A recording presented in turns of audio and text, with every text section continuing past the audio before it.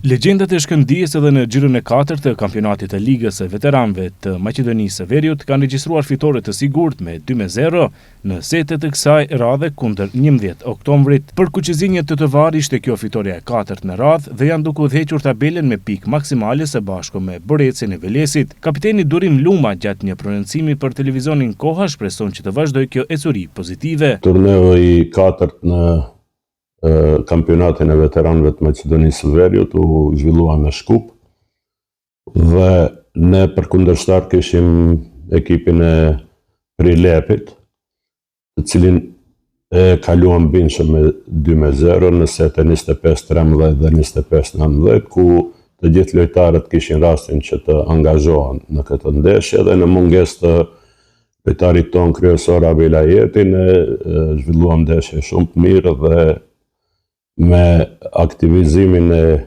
Neima Bazit, i cili ishte figurë qendrore kryesore e ndeshjes, ne fituam bindshëm këtë turne. Në dy ndeshjet tjera të xhirës së 4 janë regjistruar këto rezultate: Gjevgjelia Shkupi 0-2 dhe Strumica Boreci 0-2. Tabelen e kryesojnë Shkëndija dhe Boreci me nga 4 fitore maksimale.